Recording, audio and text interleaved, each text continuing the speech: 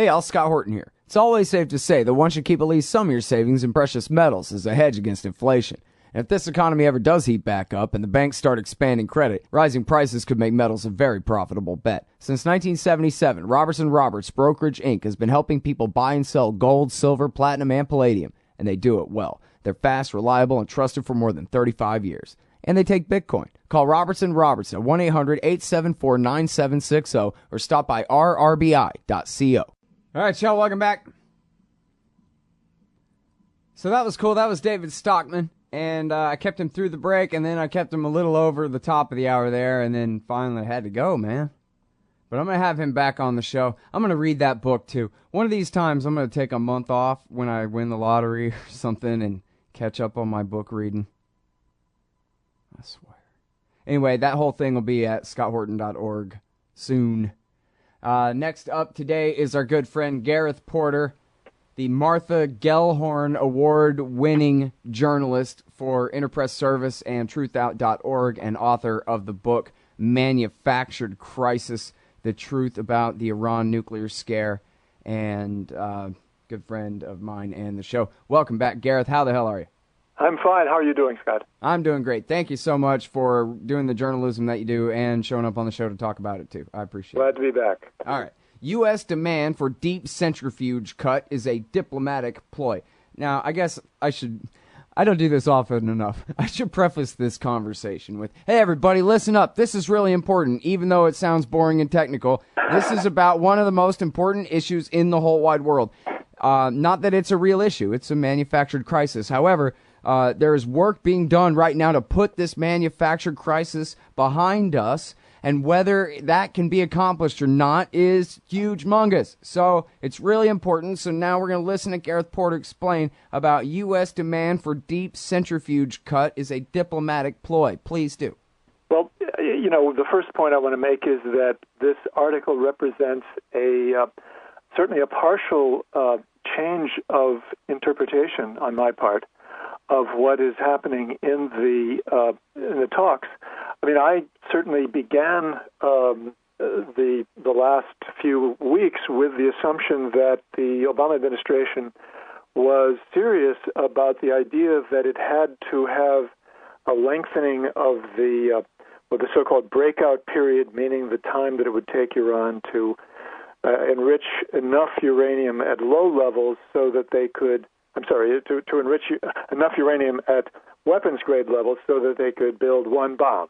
That's the concept of breakout timeline. So I assumed that it was true that the Obama administration was demanding a lengthening of that timeline from the current supposed 2 to 3 months to something more like 6 to 12 months, because this is what Secretary of State John Kerry said back in April when he was testifying before Senate Foreign Relations Committee.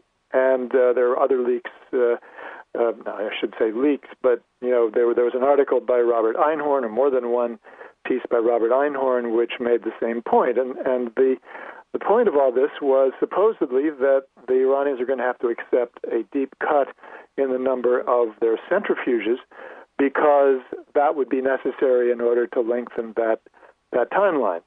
Now it turns out, as I document in this latest story, that it's not really necessary for the Obama administration to demand such cuts. It's not necessary for Iran to agree to such deep cuts in the number of centrifuges in order to get the timeline to somewhere between 6 and 12 months. Because, in fact, the administration and Iran could agree on arrangements that would ensure that the timeline would be increased to somewhere between 6 and 12 months without really cutting the number of centrifuges that Iran is actually operating right now. And that's what we talked about, that you learned in your interview with the Iranian foreign minister, was that they're willing to oxidize all of their enriched uranium gas to therefore make it impossible to enrich further, or at least without. That's true at one level. There are two different levels here that one has to take into account. One level is that you're right. The Iranians have put on the table a proposal that would say we will make sure that there is no there's no buildup of a low enriched uranium UF6 stockpile that could then be used for higher level weapons-grade enrichment.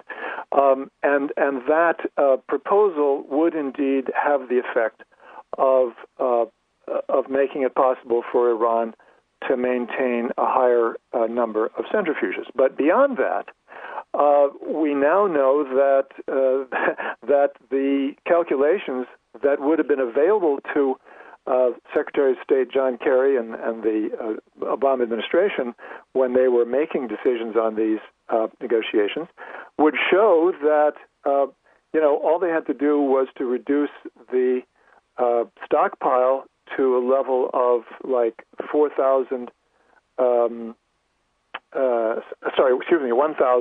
kilograms, so that there would be no possibility of a breakout in less than about 6 to 12 months. So they knew well ahead of time, quite apart from the Iranian proposal, they knew that all they had to do was reduce the stockpile over time to close to zero or even to 1,000, and they would get the breakout timeline that they were supposedly so concerned about. And so that's the new element in this story, that in fact the administration knew quite apart from the Iranian proposal that it was not necessary to demand these cuts. There was a way to do it simply by reducing the stockpile. And that could be done, in various ways. The Iranian proposal certainly offers one way to do it, but, all they had to do was to negotiate with the Iranians. We'll reduce the stockpile. You can keep the roughly 10,000 centrifuges that you're already using, and the ones that you haven't used, and as I point out, the Iranians have had about 9,000 or so centrifuges that they either installed or put in place in Fordo or Natanz, but have not used. They've simply not actually enriched any uranium at all in those with those centrifuges. And so clearly what was going on here was that these were part of a negotiating stance on the part of the Iranians. The Iranians were hoping to trade them off for presumably being able to keep the 10,000 centrifuges that they were in fact using. And so that's the kind of deal that would really be feasible if the United States was simply interested in a breakout timeline of 6 to 12 months. Right. Okay, well, so here's the thing. I mean, obviously they're dishonest and everything, but is it clear exactly what the ploy is, whether they have to have something to keep arguing about up till January 20th and maybe a little bit beyond for the politics of things, or is this a ploy to sabotage the damn deal? Well, my guess is, we don't know the answer to that for sure, but my guess is, from the total context of the negotiations, that what the administration is aiming for is to use their demand for the reduction, a steep reduction in centrifuges. And by the way, apparently there was some mention in the draft that was submitted by the P5+1 of as few as 500. In other words, it appears that the French were allowed to insert their demand for as little as 500 centrifuges to remain as part of the deal. That was part of the proposal that was submitted by the P5+1 in June. So, I mean, I don't think that was the only. I think there was another figure of somewhere between 2,000 and 5,000. But in any case, the point is that I think that the United States is really using the threat of maintaining that position as a ploy to get the Iranians to give up or to significantly alter the insistence that they must have the right to support the Boucher reactor with their own indigenous enrichment capability, and even future indigenous reactors when and if the such reactors come online, and this, of course, would be a much larger number of centrifuges that would be required. So that's what I think the administration is really aiming for, and they're willing to give up this demand in return for concessions on the longer term part of the deal. All right, hang tight. More with Gareth Porter in just a sec, y'all. Oh, John Kerry's Mideast peace talks have gone nowhere. Hey, y'all, Scott Horton here for the Council for the National Interest at councilforthenationalinterest.org.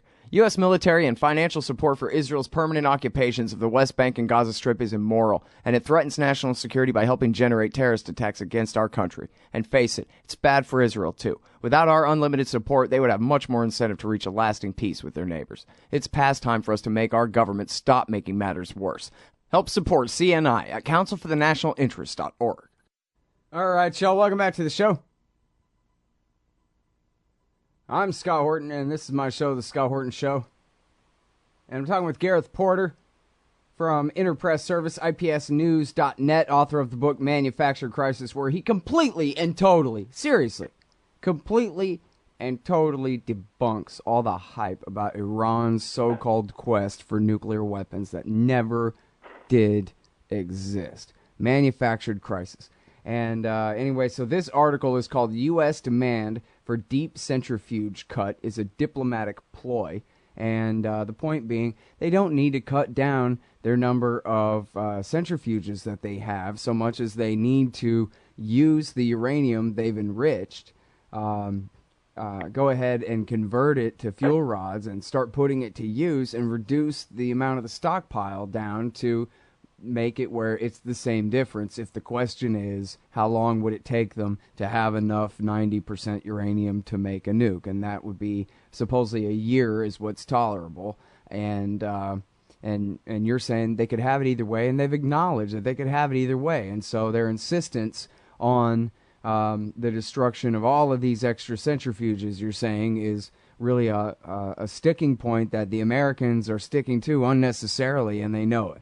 Yeah, they don't have to. They can back off right now on this. My favorite paragraphs in this piece, Scott, which I'd love to have a chance to mention, is the great irony that David Albright and Ali Heinonen, co-authoring a piece dated June 3rd, warn.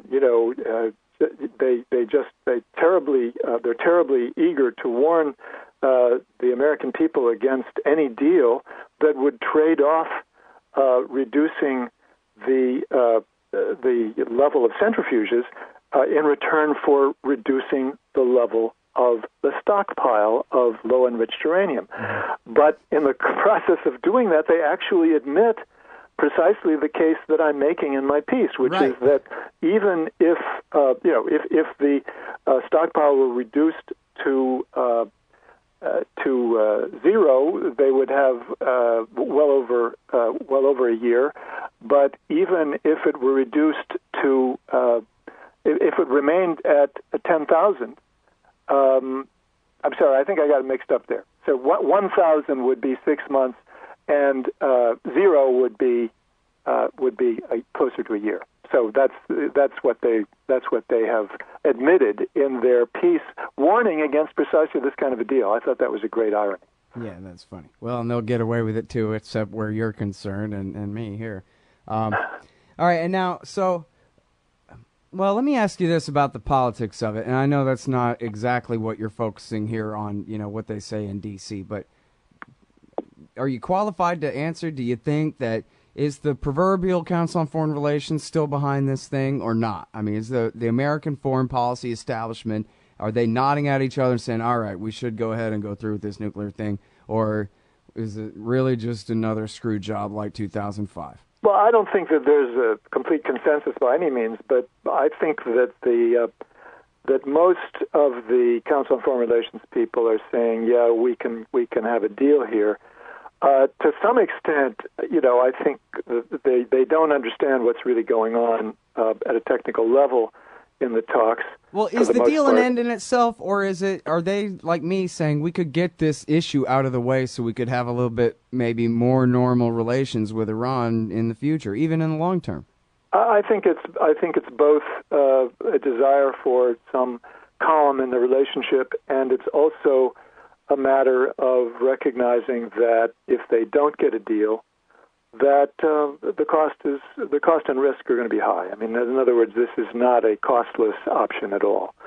So I think this revelation that in fact when Kerry said we're going to demand an increase in the breakout timeline from 6 to 12 months, he was really opening up the way for a deal that would allow the Iranians to have 10,000 centrifuges. That puts an entirely new light on it, and I think that means that they do in fact want to have a deal, even though we're not out of the woods yet. I mean, I think that it remains to be seen whether they can work out a deal on the longer term, the long-term settlement, which is what are the Iranians going to be allowed to do 6 or 7 years from now or 15 years from now. But as Frank von Hippel, the former White House senior person on science and technology, said when he was briefing people in Washington, D.C. last week, he said, if we put off the decision on whether Iran can have 50,000 or 100,000 more centrifuges for several years, the situation is going to look very different. And I think that's precisely right. Mm-hmm. So all they have to do is say this is a two-stage agreement, and that will, I think, take care of it. Now, that doesn't, of course, deal with the problem of the pro-Israel lobby in Washington. They're going to howl and scream and make this look like the worst sort of sellout since Yalta, right? I mean, we can count on that. But I now have a different feeling for the way in which the administration is going to be balancing these things off, now that I understand what that Kerry remark was all about. Yeah. Well, I guess I would just feel better about it if Obama and Kerry were adverse to failure, but since that seems to be their specialty. If they had a better record, we would all feel more secure, that's for sure. Yeah, but, again, the bottom line of this is that it's a manufacturing crisis. All their nuclear facilities are capital S safeguarded facilities, and all their uranium is accounted for and always has been. So this really only is, to me, a matter of dotting I's, crossing T's, shaking hands, and quit being such a jerk, everybody, and let's get along more than any other thing. Yeah, I think that's fair enough. And I would just add two more talking points, Scott. One, as you say, the facilities, the nuclear facilities are all safeguarded. What the Iranians are prepared to do is to go beyond that and say, you can you can come and visit all of our places where we work on centrifuges, which are not part of the regular safeguard agreement, but that goes beyond. Which is one of the UN resolution demands too, which is good. Putting that. That's right. So they're willing to go well beyond that in terms of openness to verification and surveillance by the IAEA. And the second point, maybe there are 3 points that I have. The second point is that Iran is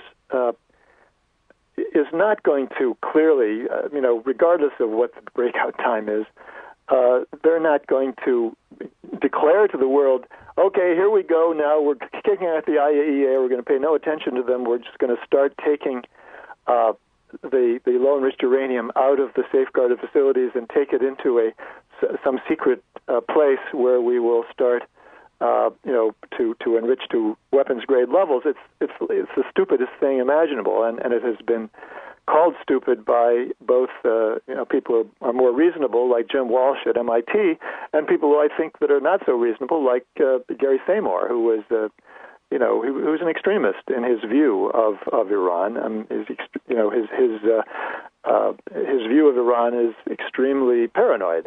Well, and at the same time, though, they're no more likely to create a secret program, because how in the hell could they get away with it?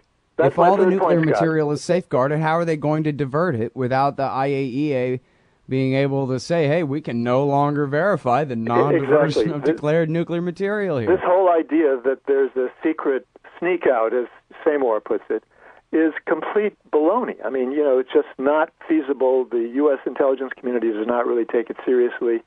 And it's part of position that is much closer to the Israeli position. Of course, that's what David Albright always talks about. It's always which, it goes to the title of your book and the whole point here, which is that this is a manufactured crisis, that whenever they're really talking about an Iranian nuclear weapons program, it's only innuendo. They don't really have a narrative where, yeah, they're going to go ahead and kick the inspectors out like North Korea and do it in front of everybody kind of thing, because they know they'll get bombed off the face of the earth before they be able to put a single one of them together. And then on the other hand, they're not going to be able to sneak out, like you're saying, without getting caught anyway. And so, Scott, I would go even further than what you've just said. I mean, I don't totally disagree with what you said, but I think I would go further by saying that even if the Iranians did not believe the military option was credible, and I think it's possible that they don't believe it's credible. I think it's quite possible. I don't think that would change their calculus at all, because what the Iranians, particularly under the Rouhani administration, really want is to integrate their economy with the global capitalist economy. I mean, that's always been the Rafsanjani faction's its aim from the time Rafsanjani became president in 1989. And the first thing he did was, of course, to name Hassan Rouhani as the secretary of the National Security Council, Supreme National Security Council, to cut a nuclear deal with the Americans. Well, that was what came later, but yeah, I mean that was what I mean. Hassan Rouhani was given the portfolio of dealing with the nuclear issue in 2003 under Khatami after he replaced Rafsanjani. But the point is that was still in line with the whole thrust of that faction's policy, which is to reach an accommodation with the United States and with the West. And the United States, of course, wasn't interested in that under Clinton or Bush, and Obama continued that policy of the Bush administration in many ways, although not completely. So that's really the fundamental fact that I think we should be understanding, and it's not part of the political discussion of Iran at all. That's simply been ignored, that fundamental fact. Yep. All right, well, I'm sorry that we're so far over time, because I wanted to ask you about what you think what's going on in Iraq will have to do, or what effect that'll have on the current Iran nuclear negotiations, help or hurt, or that kind of thing. Well, I think it's going to help for sure. I mean, absolutely. There's no question about the fact that the U.S. and Iran have interests that are much more closely aligned now on Iraq. It's absolutely it's not a danger that that'll be too obvious, and so they'll have to sabotage one thing to do the other, or something stupid like that. You know, Democrats. You mean that there's a political problem in right. Recognizing that? Yeah, well, okay, look, we got to fight with Iran and Iraq, but at least we're going to blow up the nuclear deal. Well, I'm trying to think like a Democrat here. They do have a political problem in taking that position, but that is the logic of the situation, and that's why I say over the next 6 or 7 years that there's certainly, unless a weird sort of right-wing Republican takes office, in which case all bets are certainly in question, if not off. I think we can say that the logic of the situation is leading towards an easing of tension, at the very least, between the U.S. and Iran. Right. All right. I'm sorry. I'm so over time. I got to go right now. Bye. Thanks. Bye. That's the great Gareth Porter, everybody. Hey, y'all, Scott here for Liberty.me, the brand new social network and community-based publishing platform for the liberty-minded. Liberty.me combines the best of social media technology all in one place and features nightly classes, guides, events, publishing, and so much more. Sign up now and you get the first 30 days free. And if you click through the link in the right margin at scotthorton.org or use the promo code SCOTT when you sign up, you'll save $5 per month for life. That's more than a third off the regular price. And hey, once you sign up, add me as a friend on there at scotthorton.liberty.me. Be free. Liberty.me. Man, you need some Liberty stickers for the back of your truck. At LibertyStickers.com, they've got great state hate, like Pearl Harbor was an inside job. The Democrats want your guns. U.S. Army, die for Israel. Police brutality, not just for black people anymore. And government school, why you and your kids are so stupid. Check out these and 1,000 other great ones at LibertyStickers.com. And of course, they'll take care of all your custom printing for your band or your business at TheBumperSticker.com. That's LibertyStickers.com. Everyone else's stickers suck. Hey, Al Scott here. First, I want to take a second to thank all the show's listeners, sponsors, and supporters for helping make this show what it is. I literally couldn't do it without you. And now I want to tell you about the newest way to help support the show. Whenever you shop at Amazon.com, stop by ScottHorton.org first, and just click the Amazon logo on the right side of the page. That way, the show will get a kickback from Amazon's end of the sale. It won't cost you an extra cent. And it's not just books. Amazon.com sells just about everything in the world, except cars, I think. So whatever you need, they've got it. Just click the Amazon logo on the right side of the page at ScottHorton.org or go to ScottHorton.org/Amazon. Hey, Al Scott Horton here for The Future of Freedom, the monthly journal of the Future Freedom Foundation at FFF.org/subscribe. Since 1989, FFF has been pushing an uncompromising moral and economic case for peace, individual liberty, and free markets. Sign up now for The Future Freedom, featuring founder and president Jacob Hornberger, as well as Sheldon Richmond, James Bovard, Anthony Gregory, Wendy McElroy, and many more. It's just $25 a year for the print edition, $15 per year to read it online. That's FFF.org/subscribe. And tell them Scott sent you.